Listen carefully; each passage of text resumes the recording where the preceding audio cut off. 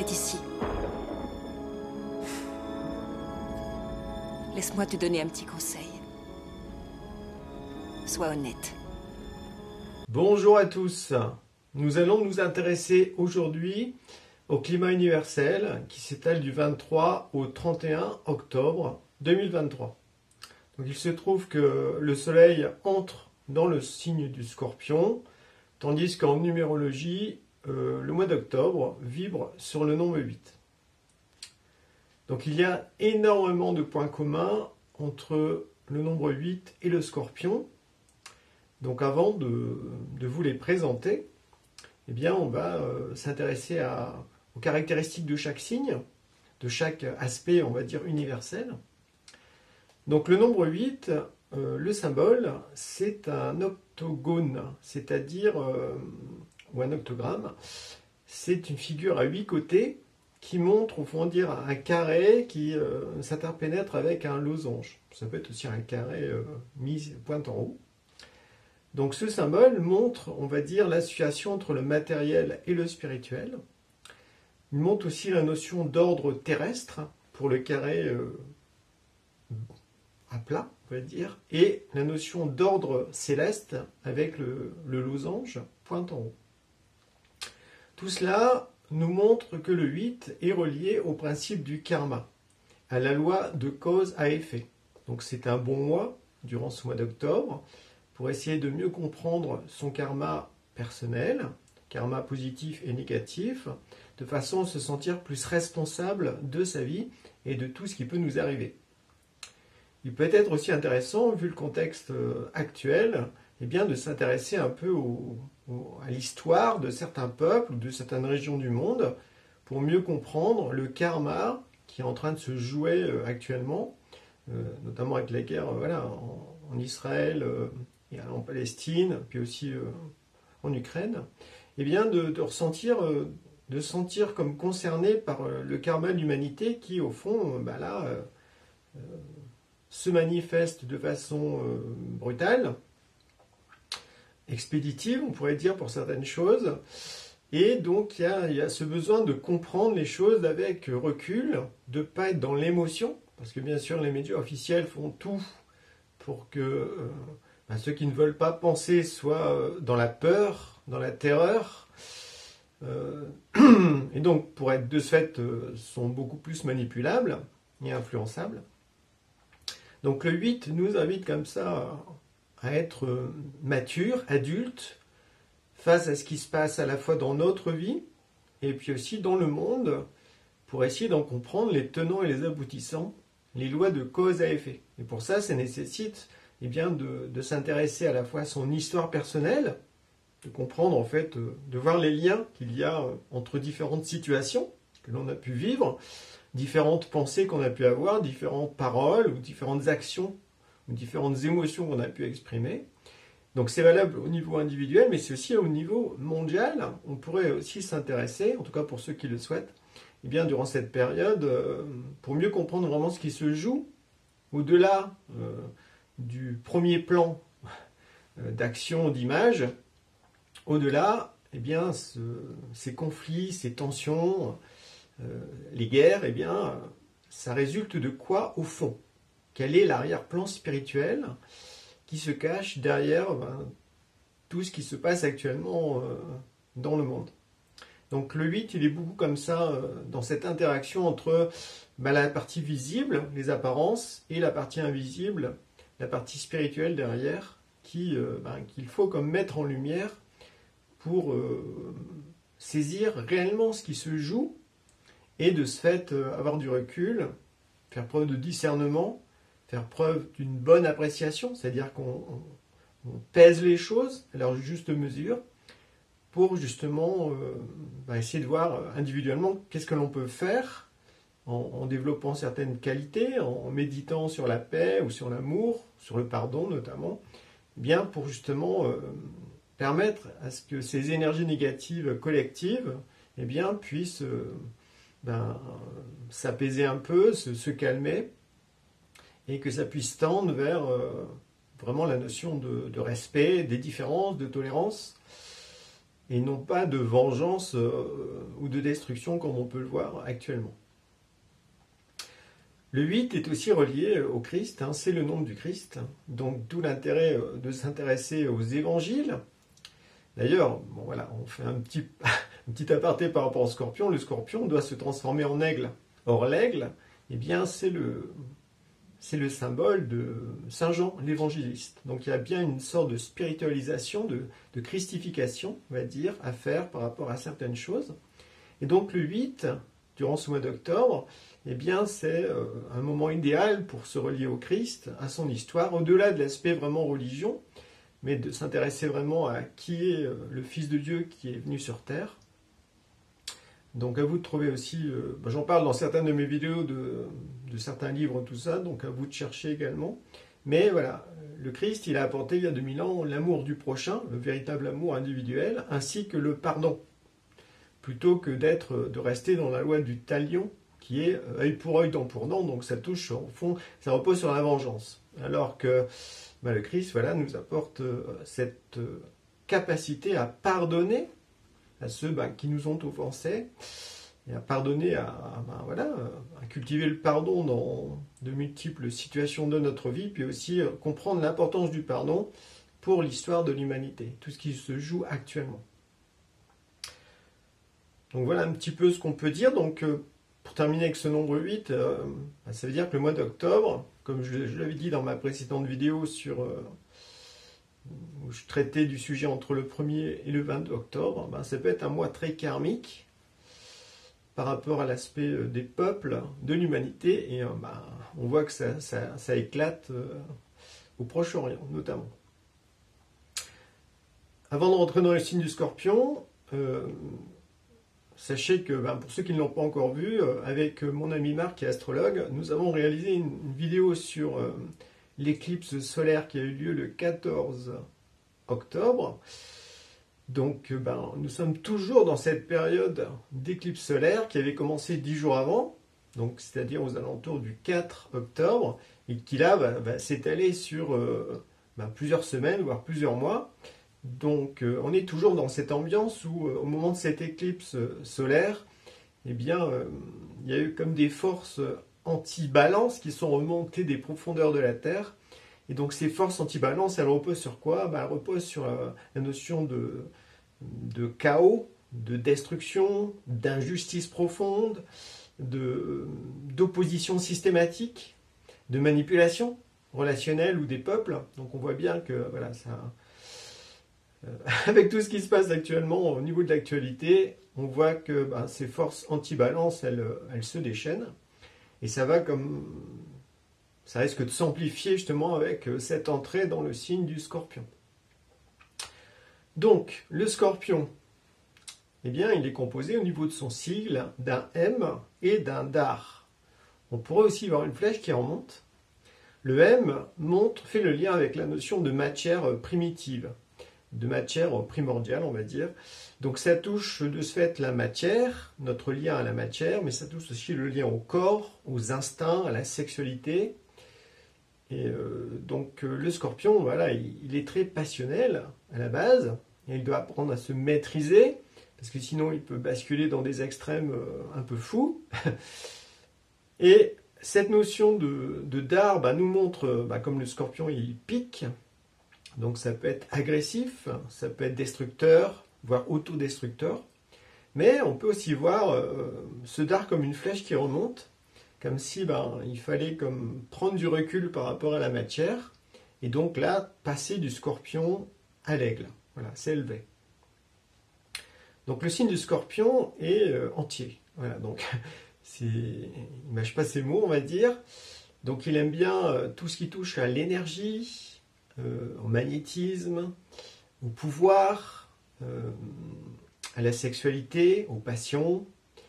Il a aussi un côté occulte, secret, magie, tout comme le nombre 8 d'ailleurs. Donc c'est vraiment un mois, une période, on va dire, de 9 jours, qui nous invite vraiment à être attentifs au mouvement d'énergie qui se passe en nous, pour ne pas succomber à l'impulsivité, à l'envie de détruire des choses, d'un seul coup avoir de la rancune envers quelqu'un ou avoir envie de se venger. Il y a vraiment des forces comme ça, obscures, qui remontent, qui peuvent nous faire faire tout et n'importe quoi. Parce que comme le scorpion il est volontaire, il passe à l'action. Il ne fait pas les choses à moitié. Donc ça peut être à la fois super quand il accepte de mourir à certaines choses pour renaître dans le bien, mais il peut aussi basculer dans un côté obscur, dans le côté sombre. Et là, ça peut entraîner un certain nombre de problèmes. Donc, le scorpion, il est aussi relié à cet intérêt pour l'invisible, pour l'occultisme, pour la magie. En fait, pour ce qui se passe au-delà des apparences. Donc, positivement, c'est un nombre qui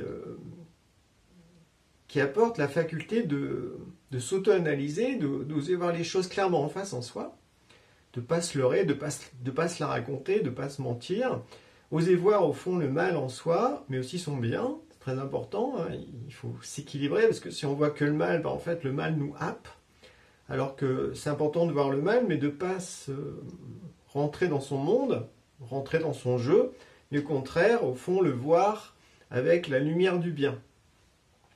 Voilà, donc le scorpion doit ne pas perdre ce contact avec la lumière spirituelle.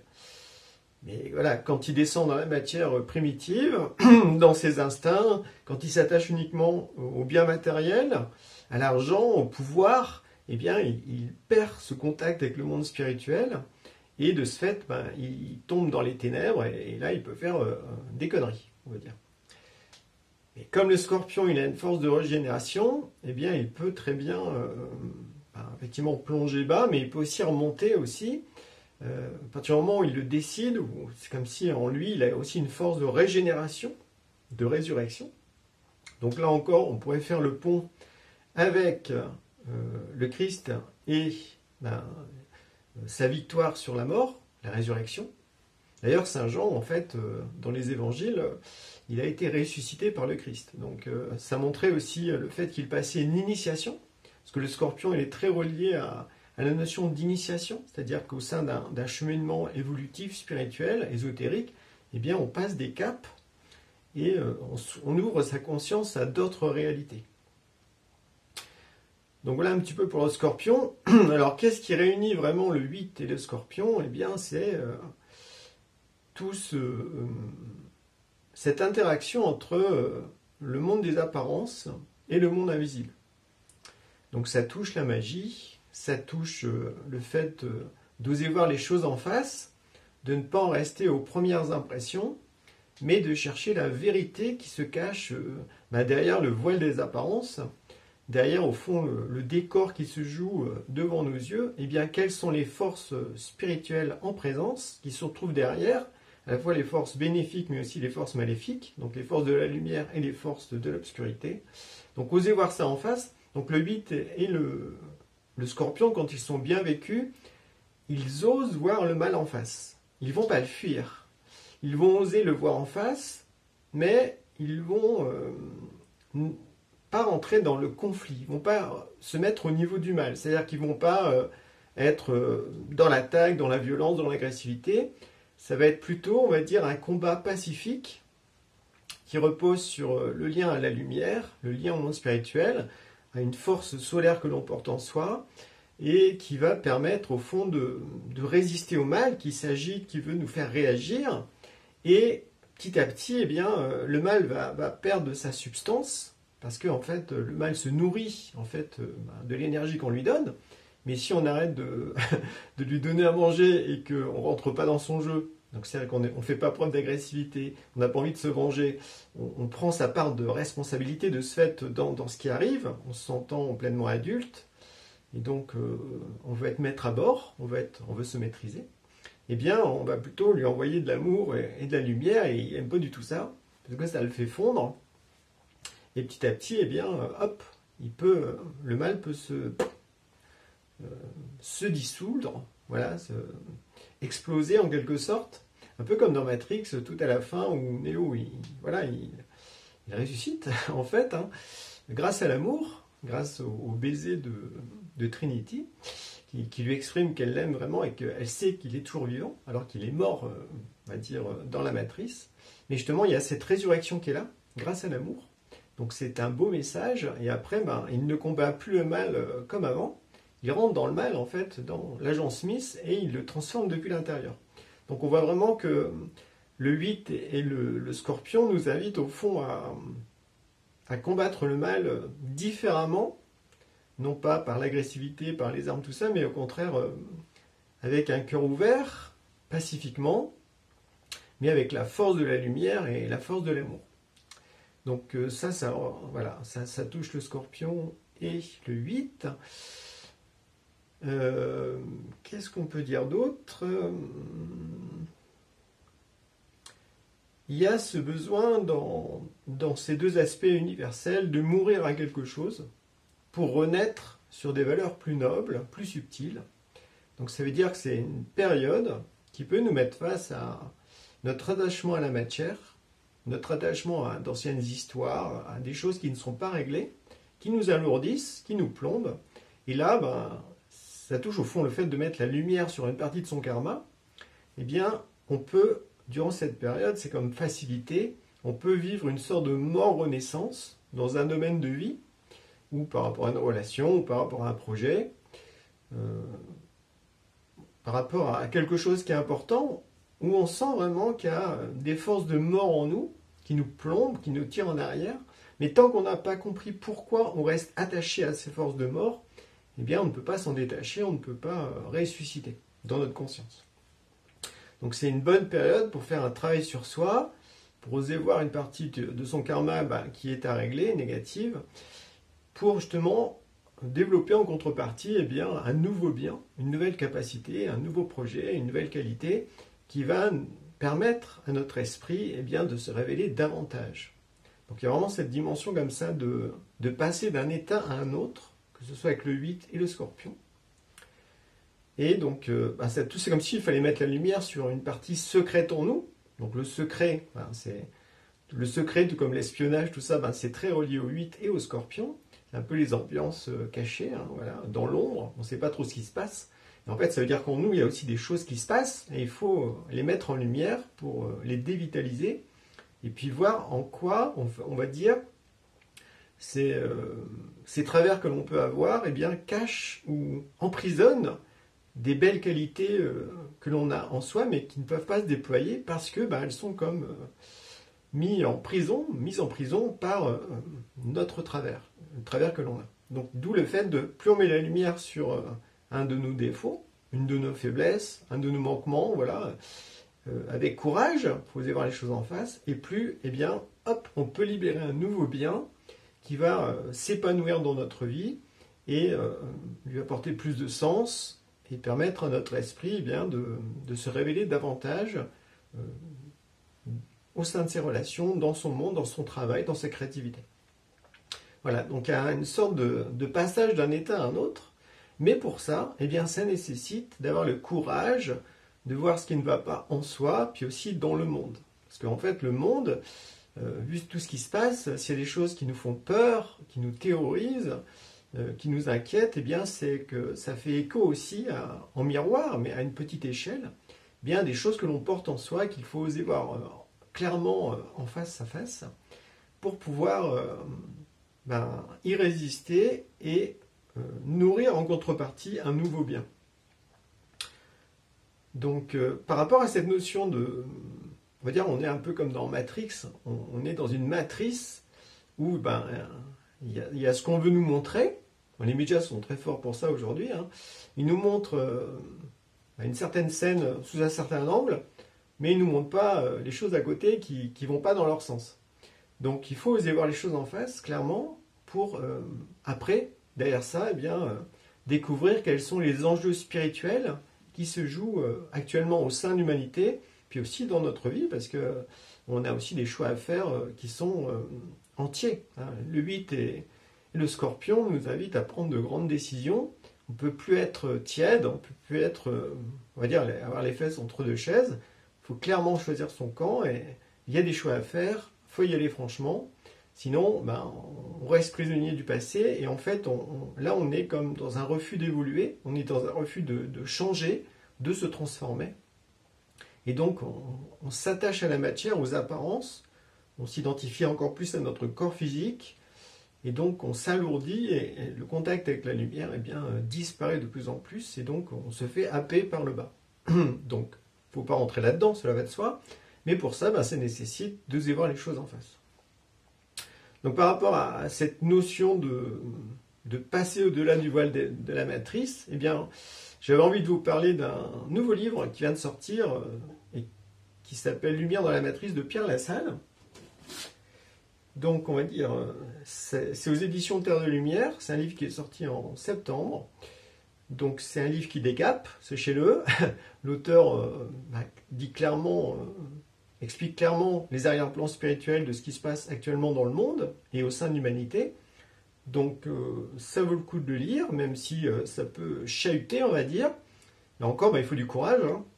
Le 8 et le Scorpion sont porteurs d'un courage à toute épreuve. C'est-à-dire qu'ils osent se confronter à leur part lâche en eux, illusoire, immorale, égoïste. Parce qu'au fond, ils aspirent à la vérité, ils aspirent à rejoindre le camp du bien. Voilà. Donc je vous invite à lire ce livre. Là, je vous laisse à l'écran eh bien, la 4e de couverture et puis le sommaire pour vous donner un petit peu une impression de ce qu'il y a dans ce livre qui est très pertinent.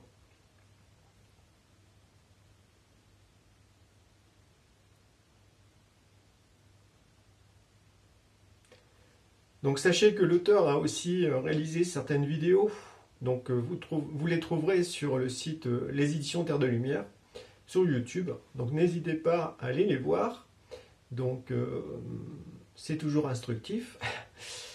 Et bien d'ici là, voilà ce que j'avais à vous partager pour cette période, pour cette courte période, mais qui peut être très très intensive. Donc voilà, il faut vraiment être dans le camp du bien, se maîtriser au niveau émotionnel, au niveau mental, au niveau de l'action, choisir le pardon, choisir la compréhension, la tolérance, le respect de la différence, plutôt que la rancune, la vengeance, et puis au fond derrière ça il y a la haine et la destruction. Donc voilà, on est vraiment dans une période là qui peut être très extrémiste, d'où le fait de garder son centre, d'être bien relié à la lumière, à son ange gardien, à sa destinée, et de méditer, de prier, pour justement être en paix en soi, être en harmonie, et bien connecté à la terre, bien connecté au ciel. Donc, voilà ce que je vais vous partager. Donc, je vous souhaite une bonne journée,